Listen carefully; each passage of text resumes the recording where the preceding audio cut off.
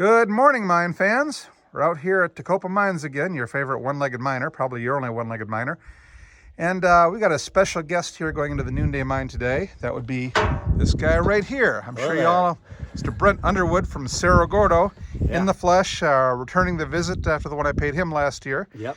And he's having a great weekend out here. We're enjoying him. Yep. And we're going to take a little hop into Noonday and probably War Eagle a bit later and see what there is to see. So stick around, stay tuned, and let's have a nice walk. Yeah, excited to be here. Thanks for coming out, Brent. It's always a pleasure having you out here. Thanks for having me. Here goes Brent down the main shaft on the 200 level. So looking up at the surface, and if he survives that, we'll show him. Is that right by your trailer?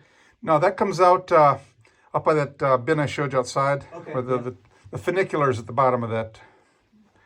And if you look down there, you'll see the 200 level, or the 300, 400 levels down there. Yeah. We're going to be opening those up hopefully later this year. We've got to clean the shaft out, put some ladders or a hand line down there, and then do some repair on the station and shore up one spot back in the drift. Yeah. But that level is pristine, so it's just fabulous. Yeah, that's great. And you can see somebody's burned our station at one time, so this mine was heavily vandalized before I got out here, sadly, so that's what we're trying to restore. And we will rebuild this station as we work on the 300 level. So. Awesome.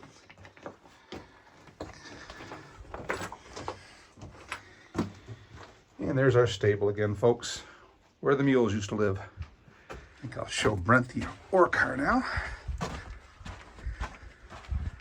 Our beautiful, pristine ore car here. Doo-doo-doo-doo.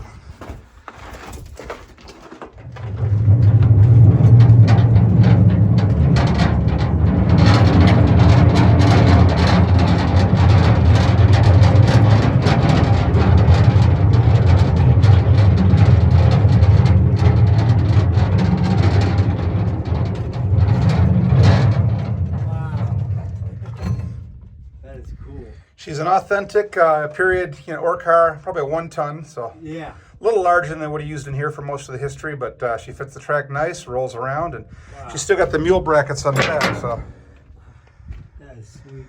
The roll is great. oh, she's a beautiful piece of work. We recovered this about 1.5 years ago at an estate auction, brought it out here, had to take it down in pieces, bring it back here, assemble it back where you're at. We also got everything all greased and lubricated up. It was 2 days of pure, oh my God, trying to get this thing back in here. But she's here, she works, and she's ready for service. That did me for and roll it back here. I'm on the wrong side of the car. Putting Brent to work there, folks. Look at him.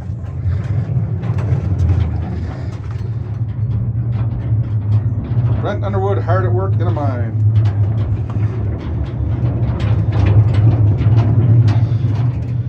That's cool. I like that. And this back here is our canyon portal back here.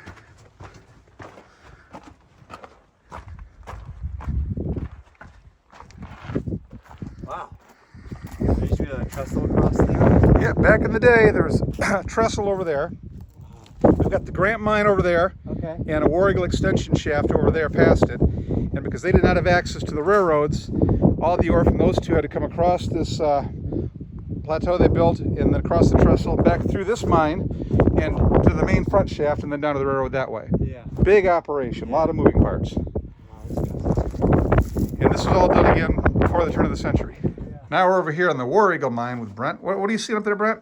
I see some azurite, some copper, also maybe some malachite, unless I'm wrong. No, you are correct. So I guess the blues and the greens, some pretty rocks. Yeah, we got some good stuff. There's some definitely good production value in this section. So, which is why they mined it out so heavily between the big working stope up there and the chute down to the lower levels down here. So there's a lot of rock that's missing out of here now, and it's all gone to the Mr. Peabody's coal train, took it down to the mill.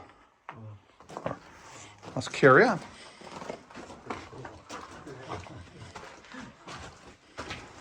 Right, now I've got to run another errand here, so while I'm doing that, Brent is going down to the 890 level with Pat.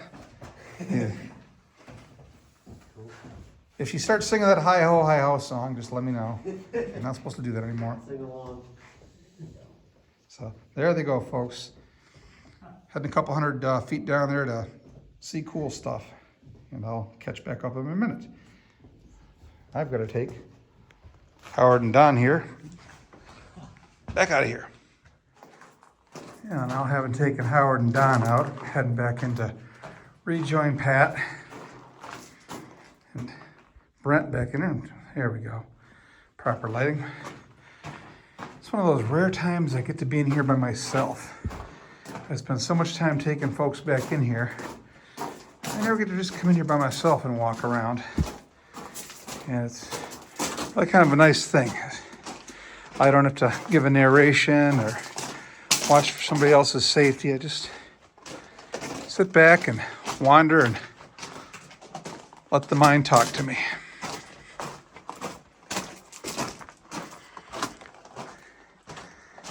Therapeutic and relaxing.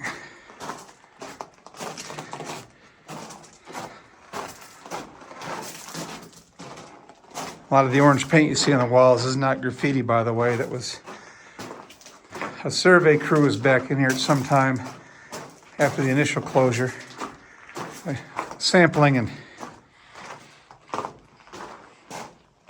probably looking to reopen this place, but apparently they never did.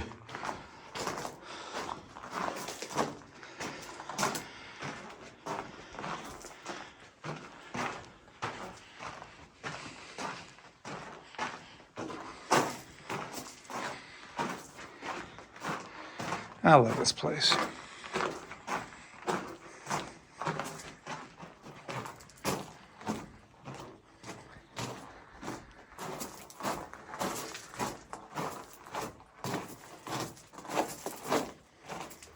Another half mile back in, I've caught up with Brent here and the intrepid Pat up there ahead. Smile, Pat! Okay, I'll take your word for it. And we're through the Jenga cribbing and heading back towards the main shaft on the 690 level. I don't take a whole lot of people to, but it's fun. It's just a pain in the butt to get to. I like you get to this different strata up here where it's all, I'm not sure what our rock type is here, but you only see this in this section here, and there's a level above it on the 590 that's identical, so. The mine has all sorts of layers to it, just like an onion. We are now at our conjunction junction. Here's the body of a smaller ore car that we found when we moved a bigger ore car, which is just through this door over here. Step over the rail switch. Nobody's stolen a switch, which is nice. So this ore car is a 5-ton side dump. And when I first got here, some morons had thrown it down into the main shaft right up ahead of us there. See if I can get it here and get a decent picture of it without falling down there myself. Hate when that happens. So, come on over, Brett. You can get through this stuff. So.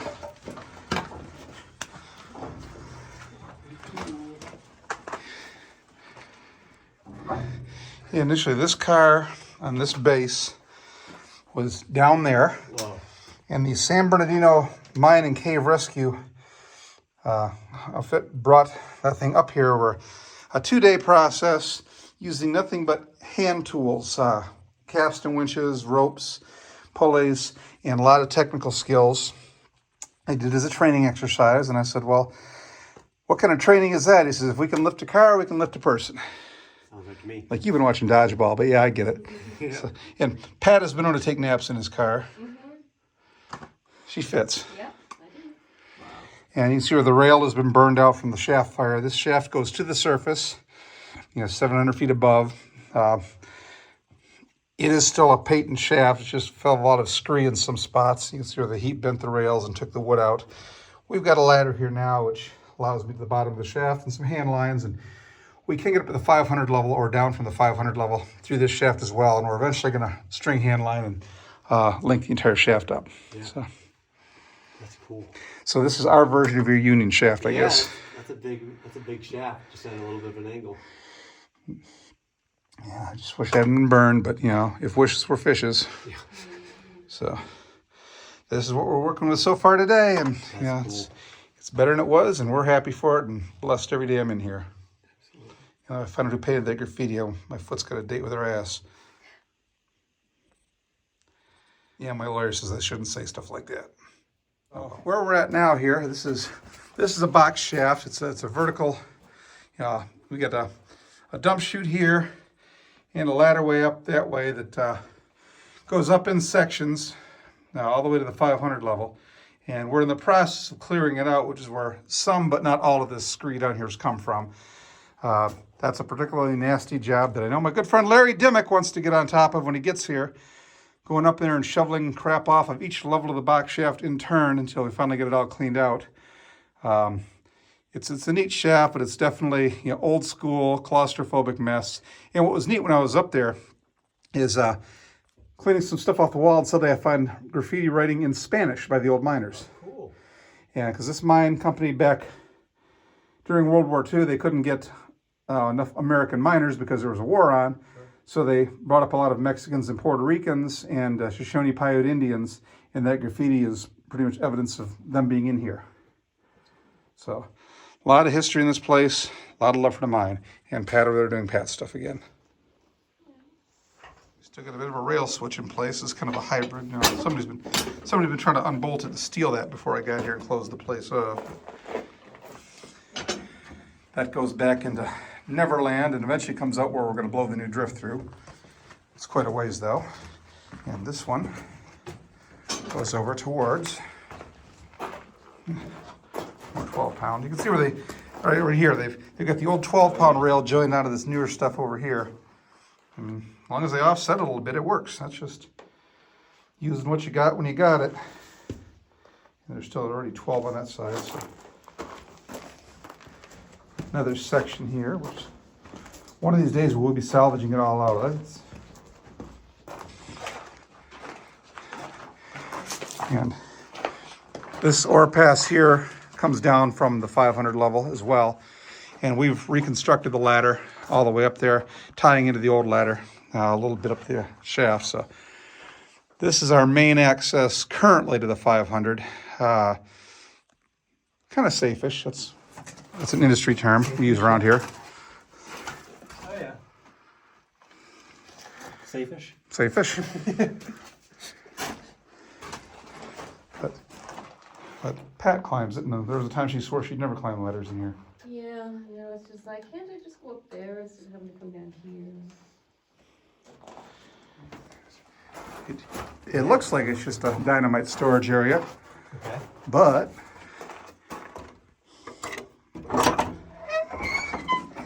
it's a whole nother drift. Nice. So, Pat, we're stepping back here. Oh, me too. Yeah, I don't think I've been in there. that's why. Shame on me for that. Let's go walking. Hang. All right. Yeah.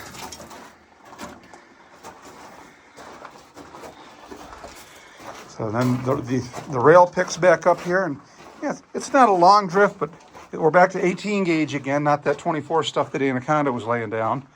A little bit of a screw out of this pocket up here, which looks like, you know, part of the natural faulting, so I don't know where that came from or what that is, but I don't think the company did that.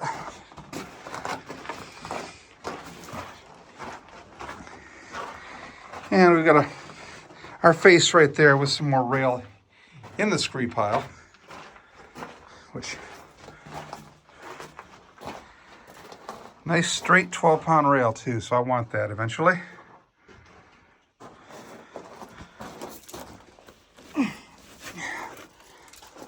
Later.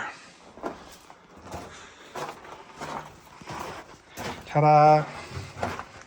So here we are, mine fans, after a fun day underground and above ground and seeing some of the other local sites to boot. We're now at the world-famous Steaks and Beer here in Tecopa. And Brent, what do you think about Tecopa, man? I like it. If you get your food drink, this looks like my type of spot. Well, the welcome mat is out. I hope you'll be back again and again. And Yeah, so, I hope to be.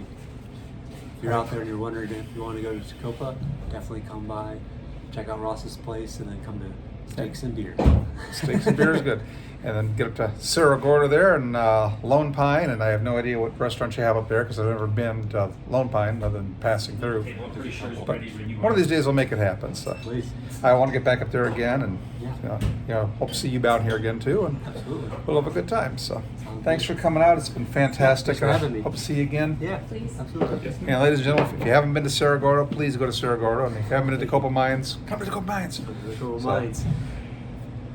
Peace out.